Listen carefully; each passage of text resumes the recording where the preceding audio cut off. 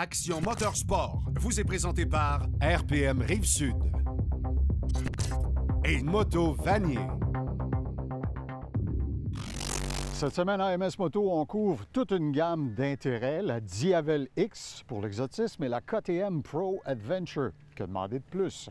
Les sacs à dos, c'est une solution que beaucoup de gens envisagent. Nos amis de Sport VL vont nous expliquer quels seraient les meilleurs choix. Toutes les molécules de savon ne sont pas les mêmes. C'est Richard Pelchat de Silverwax qui le dit et il va vous expliquer exactement pourquoi. Et apprendre à faire de la moto en temps de COVID, ça impose certaines petites technicalités. Nos amis de l'École de moto Centre-Ville vont nous les faire vivre.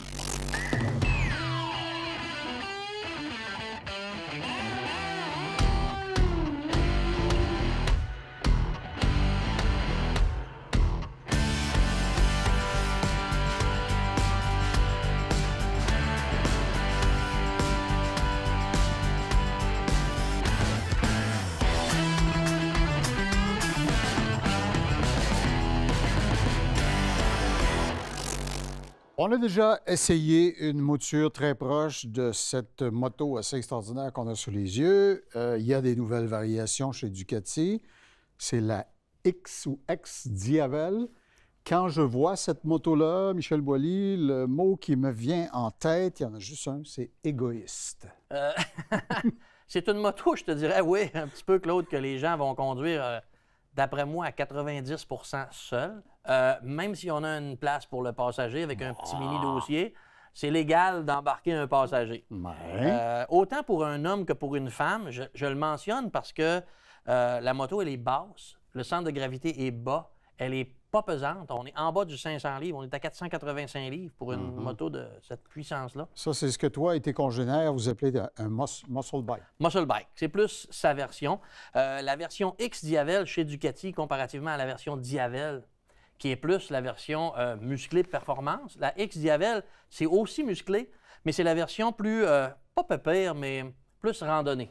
OK? On a une traction à courroie au lieu d'être à chaîne. Appelons ça utilisation normale. C'est ça. La grande particularité, à part la courroie, c'est la position.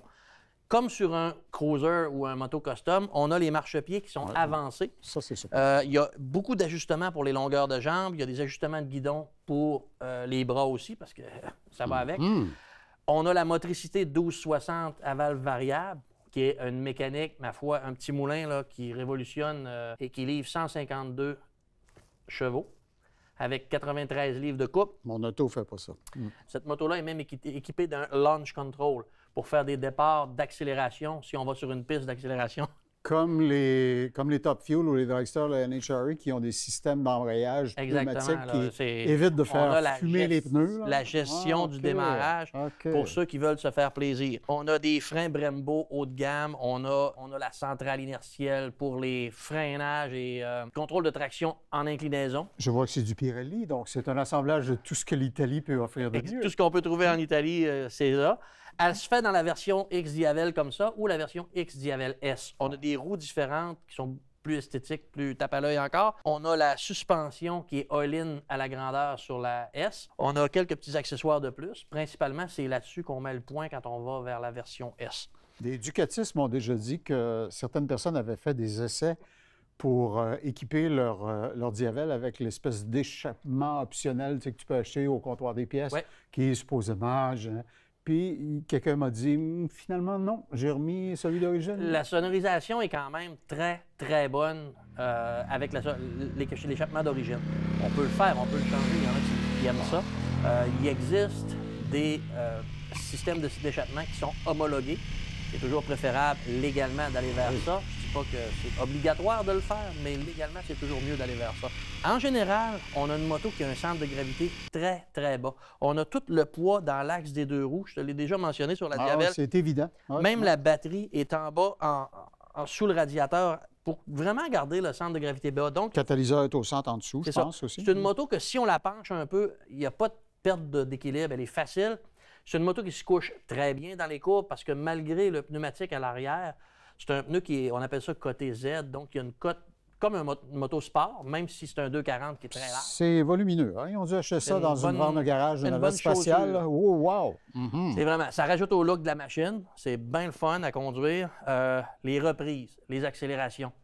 sont phénoménales là-dessus, même si la vocation de la machine, c'est d'être un petit peu plus tranquille.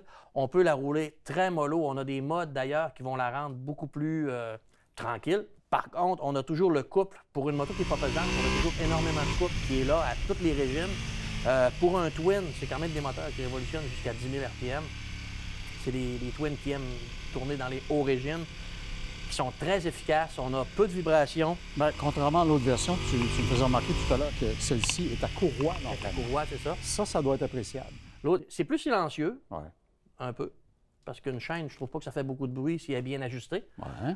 Par contre, c'est aucun entretien pour 125, 150 000 Il n'y a km. pas d'à-coup, pas de choc. Aucun jamais. Tandis qu'on sait qu'une chaîne, quand elle vient être usée et étirée, on a des petits à-coups. Ouais. Donc, c'est silencieux, c'est pas d'entretien, c'est facile.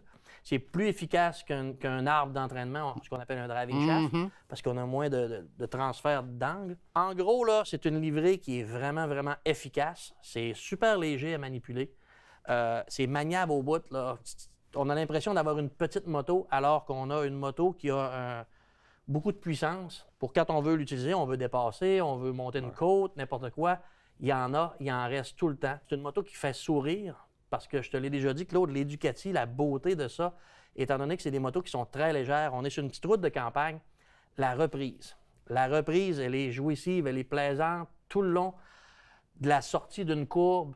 On n'a pas besoin d'aller à des vitesses rapides, là. Même avec cette moto-là, en balade tranquille du dimanche à 70-80 km/h, c'est sur la reprise qu'on va avoir des gros sourires toute seule, comme tu dis, en égoïste sur notre moto. C'est ça le but. La moto, elle a été conçue et adaptée pour ça. On a mis aussi beaucoup d'emphase sur l'esthétique, étant donné qu'elle est complètement dénudée. Ben oui, c'est ce que j'allais dire, il n'y a pas trop de bébés après ça. Non. Le but, c'est que ce soit minimaliste. C'est ça. Donc, quand on a sorti la X-Diavel chez Ducati, on a même enlevé des tubulures d'alimentation d'eau sur les côtés de la moto. On les a cachées pour garder la moteur partie esthétique de la machine. C'est la finition. Elle est italienne. On regarde la selle, on regarde la finition partout. Celle-là nous vient dans une couleur qui appelle gris béton. Ouais. C'est un gris mat. Il y a 2 ou 3 autres couleurs de disponibles, dépendamment de la version. Je regarde par-dessus ton épaule l'affiche qui est sur le mur derrière toi. Ferais-tu de Tail of the Dragon avec une monture comme celle-là? Tu t'amuserais un peu? 100 pas à des hautes vitesses, Non. mais oui, ce serait une moto parce qu'elle est légère, Couche d'un bord? qui va être couche de l'autre? facile à avoir énormément de plaisir avec. All right. Eh bien, à chaque fois, on séduit notre pilote d'essai et à chaque fois, je te parie, on en entend beaucoup parler quand on a une scène Diavel. Moi, je me fais arrêter sur la rue pour me le faire dire. Alors, c'est le rêve. C'est une moto aspirationnelle pour beaucoup de gens. Alors, Plein ça. on a juste une vie à vivre, payez-vous la traite, la ex-Diavel de Ducati. Cette chronique vous a été présentée par Moto Vanier. Je dois vous avouer, je ne sais pas si la Société d'État va faire un bye-bye cette année. S'ils en font un, ils ne pourront pas passer à côté de la COVID, confinement, les normes. Steve Gauvreau de l'École de moto Centre-Ville. Steve, quand c'est arrivé, la COVID et tout ça, dans votre domaine, ça vous a obligé à mettre en place un paquet de normes ou de façons de faire nouvelles, au fond. Oui, dont les théories en ligne maintenant. Alors, dans le confort de leur foyer, les gens peuvent rester, on envoie un lien, tu cliques sur le lien, puis tu restes chez toi, tu ouvres ta petite caméra, tu fermes ton petit micro, puis on fait des vidéoconférences. Tu es devenu une vedette de la vidéoconférence. Je sais pas si j'étais une vedette, mais c'est une manière de fonctionner différente. Au début, c'était un peu spécial de se regarder dans l'ordinateur, de setuper tout ça. Mais oui, ça se fait très bien. OK. Puis la réaction des gens, j'imagine, était favorable parce que, un, ça leur évitait de se déplacer pour des côtés théoriques. Oui. Puis ils le faisaient, comme tout le monde le fait, en tenue mou, comme dirait l'autre. Ben oui, c'est ce que je vois. Puis quand on a sa journée de travail dans le corps, qu'on est obligé de courir pour venir faire une théorie et repartir chez eux, il ne faut pas oublier que notre territoire il est grand ici à Québec. Là. Ouais. La personne de la Malbaie qui partait pour venir à Québec, là, 1h15 de trajet là, pour une théorie de 3 heures, pour avoir 1h15 chez eux après, au moins il peut éviter tout ça pour le même résultat au bout de la ligne. Là. OK. Puis évidemment, quand les cours pratiques ont repris sur le terrain, comme un peu ce qu'on voit derrière nous, au tout début, bien sûr, vous avez dû pratiquer la distanciation, tout ça, ça va de soi. Depuis le début de ce confinement-là, que je parle qu'il n'y a aucun problème de faire des cours de moto en respectant le 1 mètre de distance. On est loin là, les uns des autres. On respecte 2 secondes de distance quand on est rendu sur la route. On porte des casques, on porte des gants. Alors, le risque est quand même pas si grand. Puis vous avez déployé, bien sûr, aussi les éviers pour se laver les mains, le fameux Pure Hell, l'enfer pur en bouteille, là, Oui. qui sent pas toujours très bon, par ailleurs. Hein? Tu as On a remarqué ça. certains endroits où... On peut essayer les masques aussi. Masques pas trop compatibles avec déjà un casque de moto où l'apport d'air est déjà pas là. La buée. Ajouter Ouais. un masque, donc, bien là, de toute façon, tu es tout seul dans ta bulle. Tu es tout seul sur ta moto. Je comprends très bien. Alors donc, il y a des enseignements à tirer de ça et il y a des conséquences inattendues, bénéfiques à la limite, particulièrement dans le segment formation en ligne, qui permet de sauver du temps, des pas et d'être plus pratique. Oui, puis un plus qu'on a apporté quand même, c'est de mettre un lavabo sur un terrain, si on n'avait pas avant. Puis c'est très apprécié. Là. Entre 2 exercices, on peut aller se laver les mains. Il fait trop chaud, comme c'est le cas présentement. Quand il fait 45 degrés sur l'asphalte, on peut aller se refroidir un petit peu, ça fait du bien. Puis vous tirez des enseignements sans doute aussi. Je suis certain qu'il y a des gens qui vont apprécier dans le futur, COVID ou pas, d'avoir la possibilité d'avoir des tutoriels en ligne, ainsi de suite. Ça demeure un outil de travail intéressant. Très intéressant. Je crois que c'est là pour rester, d'ailleurs. Vous voyez, c'est des innovateurs, microbes ou pas, coronavirus ou pas, à l'École de moto Centre-Ville. Allez voir sur leur site Internet, vous aurez toute l'information. Steve, merci. Ça fait plaisir. Cette capsule vous a été présentée par l'École Moto Centre-Ville, la seule école spécialisée de moto située au centre-ville de Québec.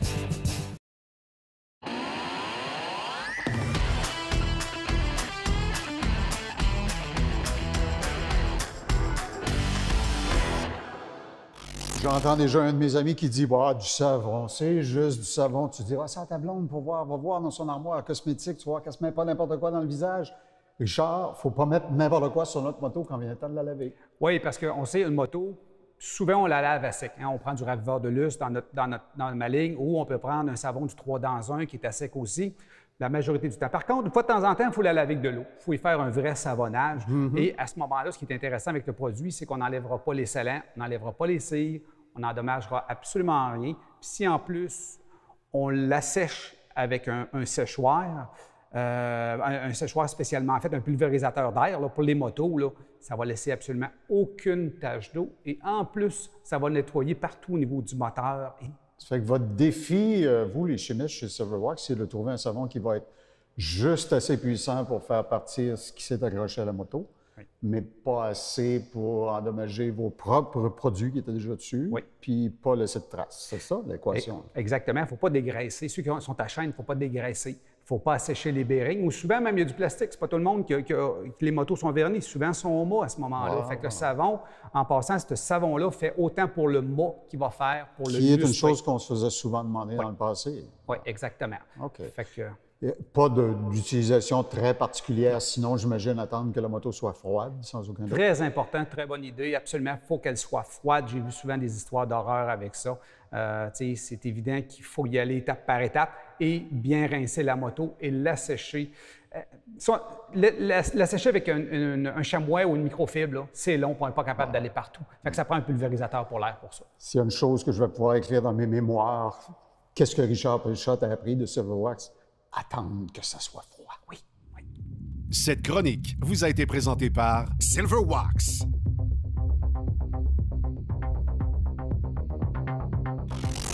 Anecdote d'enfance, quand j'étais jeune, j'allais chez ma grand-mère, elle avait un beau calendrier avec des belles images, des Alpes, puis tout ça, puis de l'Autriche. Puis, tu sais, moi, je pensais que l'Autriche, c'était des lacs puis des montagnes, mais j'ai découvert avec surprise, parce que je me demandais où c'était fait KTM. KTM, c'est fait en Autriche. Michel savait ça, évidemment. Et aujourd'hui, on essaie cette bécane-là. Elle est assez spéciale. C'est une 1290 Super Adventure, ou quelque chose du genre. C'est la version Super Adventure. Chez KTM, le 1290 qui est apparu il y a à peu près 4 ou 5 ans, déjà, c'est leur plus grosse motricité qu'ils ont. On l'a dans la version R, qui est un naked sportif, qui est très performant en passant. Là, on a la version Super Adventure. C'est une grande dame parce qu'elle est haute, mais on est équipé de A à Z avec des suspensions électroniques. On a un grand débattement. On a des prises pour accessoires. On a vraiment là, un tableau de bord. La nouvelle technologie, c'est wow! L'instrumentation est facile à lire. On a tous les détails qu'on veut.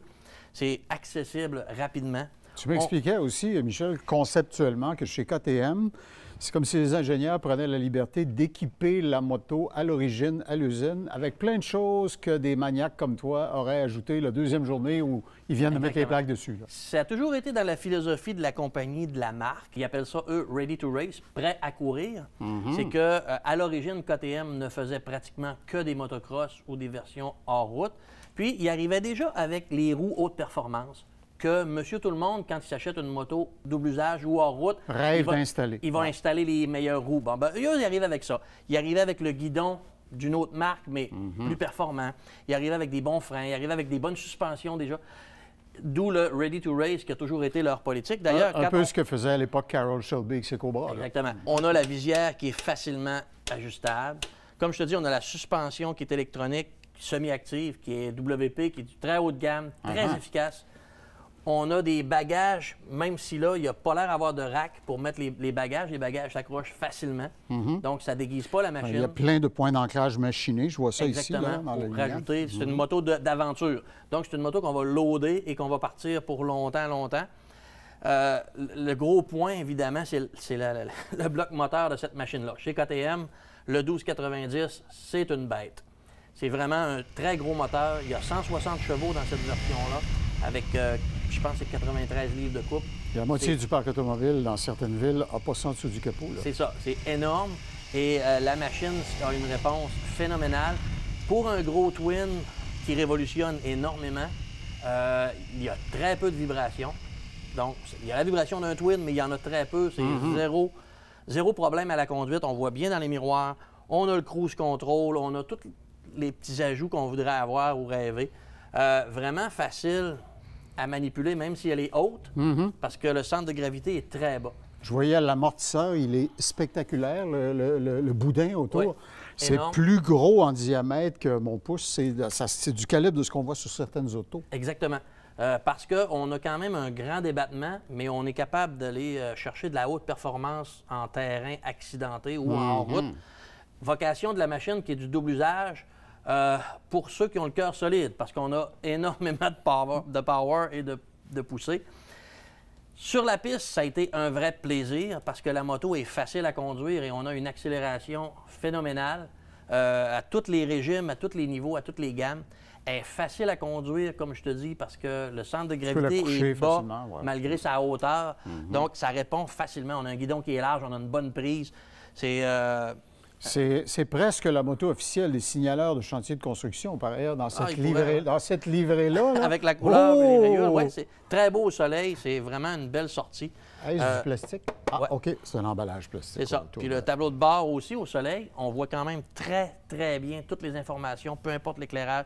On peut ajuster le rétroéclairage aussi, dépendamment qu'on est de soir ou tout ça. C'est une nouvelle version, la Super Adventure. Avec ce moteur-là. Ils ont aussi une version Adventure avec le moteur de 1050 qui est encore disponible. On a toute une gamme de modèles que les gens peuvent aller voir sur le site parce qu'il y a plusieurs nouveautés encore chez KTM cette année. Je pense qu'il y a une petite 890 sportive dénudée qui va être phénoménale. Ils l'appellent Scalpel d'ailleurs. Ça va être à voir. J'aimerais ça un jour qu'on mette la main là-dessus pour s'amuser. Scalpel. Oui. Wow. Donc, okay. C'est vraiment des belles livrées. Seuls les chirurgiens plastiques pourront se l'offrir. Oui. Ils ont aussi amélioré un petit peu les détails de finition avec les années. Ouais. Je constate que, moi, personnellement, versus la GT qu'on avait essayée en 2018, la finition est encore plus soignée. Celle-là est plus achevée, c'est clair. C'est plus soigné. Quand on regarde le détail, c'est plus soigné. Comme je te dis, facile à conduire. Malgré sa grandeur, c'est certain que probablement que tu ne serais pas à l'aise à la conduire. Non. Je vais te la laisser. Oui. Elle n'est pas très lourde, elle est facile à manipuler. Ouais. Tu as un bon choix là, pour les personnes qui ont le cœur solide et qui veulent avoir beaucoup de performance. Parce qu'on ne peut pas dire qu'on s'enfarge dans les KTM, c'est quand on circule en ville ou dans différents territoires. On se posait la question avant d'aller en onde tout à l'heure. Combien peuvent-ils en vendre, en fabriquer par année? On regardait des chiffres, Michel, tout à l'heure, il y a quelques années, on fait un peu de recherche, puis il parlait d'une production d'environ 200 000 par année il y a quelques années de ça. C'est ça, il y a quelques années de ça. Ça veut dire qu'en Amérique du Nord, imaginez qu'il doit s'en vendre une vingtaine de mille. C'est sûr que c'est pas comme la pluie, là. Il n'y en a pas à tous les coins de rue. Mais c'est de plus en plus populaire, puis même depuis les chiffres qu'on a regardés, je pense que ça s'est beaucoup encore amélioré parce qu'ils ont développé, depuis 3-4 ans sorti là, une panoplie de nouveaux modèles qui sont très intéressants. Vraiment, là, dans les gammes de produits, là, si les gens veulent aller se donner la peine d'aller voir, là, il y en a pour tous les goûts maintenant. Tous les types de conduite, toutes les vocations qu'on veut faire, ça, c'est sûr, c'est une grande double usage. Pour l'aventure, c'est pas un motocross, loin de là, mais quelqu'un qui veut la pousser puis faire du double usage, elle est conçue pour ça. Et il va en avoir et il va en rester tout le temps parce que le moteur, il est très, très efficace. C'est ce qu'on veut. Alors, la Super Adventure S1290 de KTM, merci à nos amis de RPM Rive-Sud. On l'a mise à l'essai et on s'est régalé. Cette chronique vous a été présentée par RPM Rive-Sud. Vous savez, quand on fait de la moto, on a toujours quelque chose auquel on n'avait pas pensé, qu'il faut qu'on transporte. Ça va de la proverbiale pinte de lait en passant par l'ordinateur pour le bureau. Jean-Luc Bouchard de chez Sport VL, plein de choses pour transporter nos objets, notamment de la compagnie Ogio. Oui, exactement. Ogio, c'est une compagnie établie dans les sacs de toutes sortes. Ça peut aller de la bourse pour votre conjointe au sac de golf. Il passe aussi par le sac de moto de transport de produits, exactement. Okay. Il y a plusieurs possibilités dans leur choix. Celui-ci, c'est une entrée de gamme un petit peu plus basique, qui ressemble plus à un sac à dos d'école ou quoi que ce soit. Mais il y a quand même la coquille semi-rigide à l'extérieur. Ben oui, je vois ça. Le pourquoi de la chose, c'est que quand tu roules en moto avec ton sac, tu veux pas qu'il fasse des vibrations qui battent au vent. Que le vent fasse onduler. Puis... Exactement. Ça peut même te déconcentrer ou ça peut être dangereux. Puis si tu mets un appareil électronique ici, par exemple, à l'intérieur, bien, ça va le protéger en plus. Oui, exactement. D'un choc. Ça ici, ça fait vraiment high-tech, Ninja Turtle, machin. C'est moulé, ça semble en fibre de carbone et je ne vois pas de mécanisme pour l'ouvrir à l'extérieur. Alors, surprise, mesdames, messieurs, l'accès au contenu se fait par l'intérieur. Exactement. Ogio, c'est eux qui ont mis au point ce type de sac. C'est vraiment pour les personnes qui font de la moto, mais qui vont plus vite. Le gars type racer ou naked bike, des choses comme ça. Et lui, il ne bougera vraiment pas. Il va servir de protection. Il va même être aérodynamique à la base. Et puis, ça te permet de mettre 1 million de trucs, des crayons porte-monnaie, etc. C'est imperméable en plus, avec un bon fit aussi. Tu le sens pas quand tu l'as sur le dos. Wow. Puis, c'est super, super, super efficace. Grande gamme d'ajustements. Exactement. Puis, tous les sacs de la compagnie Ogio sont garantis 30 ans. 30 ans? Oui. Cherchez quelque chose, vous, qui est garanti 30 ans? C'est juste les vieux frigos beige qu'on avait chez nous, là. Et encore! Et encore! Et c'est sûr. Ah, puis regarde, il y a même une pochette additionnelle. Tout a été imaginé. Oui, c'est vraiment. Très clair. Ils sont très professionnels. Puis ça a été étudié en soufflerie. Ça fait que si vous êtes à des vitesses, quand vous allez franchir le mur du son, là, avec votre moto Super Touring, ça va vous permettre de le faire avec un maximum de sécurité. Alors, ils ont une gamme très extensive, comme tu le disais. Oui. On peut voir toute la gamme, bien sûr, sur le site de sportvl.ca. Prenez le temps d'aller voir. Vous allez trouver définitivement ce qu'il vous faut, notamment dans les produits Ogio. On voit qu'on a affaire à des gens qui font du sac de façon professionnelle. La finition, la qualité, les coutures, c'est absolument parfait. C'est du sérieux. Alors, sais-tu, finalement, je pense que je vais ramener une coupe de pain de lait puis une coupe d'affaires à la maison ce soir. Cette chronique vous a été présentée par Sport VL. Alors, c'est déjà le temps pour moi de me transformer en serveur et de vous indiquer quel est le menu pour la semaine prochaine à MS Moto. On va essayer la Triumph Tiger et la Can-Am Ryker. On va bien s'amuser. Les gens de l'École de moto Centre-Ville vous forment si vous voulez piloter une Spider. Vous allez voir comment et avec quoi. Les égratignures mineurs, ça se règle facilement avec les produits de Silverwax. On va parler aussi du casque intégral. Plusieurs d'entre nous ne jurent que par ça. Alors, les gens de Sport VL vont nous expliquer qu'est-ce qu'il y a de nouveau cette année en cette matière. Et l'huile Power Sport de Hypertech pourrait résoudre certains de vos problèmes. À la semaine prochaine. Action Motorsport vous a été présenté par RPM Rive-Sud et Moto Vanier.